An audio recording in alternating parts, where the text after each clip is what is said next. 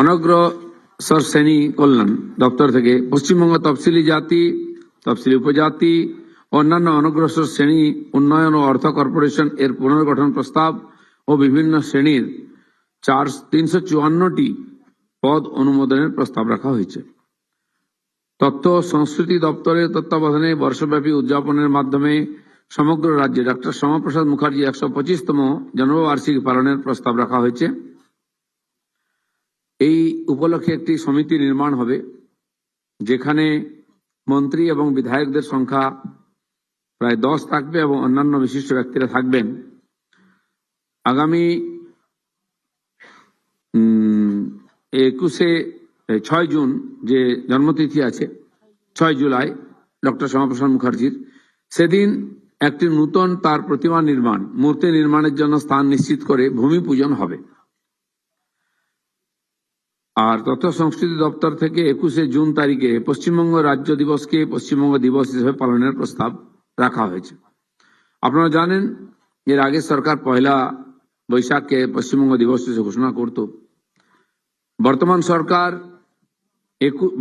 20 June যে দিনটি doctor Shyamaprasad মুখার্জির নেতৃত্বে তৎকালীন আইনসভায় পশ্চিমবঙ্গ দিবস হিসেবে পালিত হয়েছিল এবং প্রস্তাব গ্রহণ করা হয়েছিল, বেঙ্গলি হিন্দু হোমল্যান্ড হিসাবে স্বীকৃতি দেওয়া হয়েছিল, তাকেই বর্তমান সরকার পশ্চিমবঙ্গ দিবস হিসেবে পালন করবে।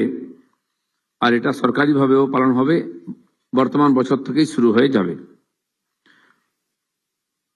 20 জুন যেটা পশ্চিমবঙ্গ দিবস হিসেবে আমরা বেসরকারিভাবে পালন করতাম, সেটা এখন থেকে সরকারিভাবে সব জায়গায় পালন হবে এবং সেটাকে আমরা স্বীকৃতি দিচ্ছি। এই কয়েকটি বিষয় বলার ছিল, বা এটা অগ্নিমিত্রাদি বলবেন। 2 দিনের 21 শুক্রবার হয়ে যাবে। এটাই হবে 20 জুন থেকে 20 জুনকে আমরা পশ্চিমবঙ্গ দিবস হিসেবে বর্তমান সরকার পালন করবে।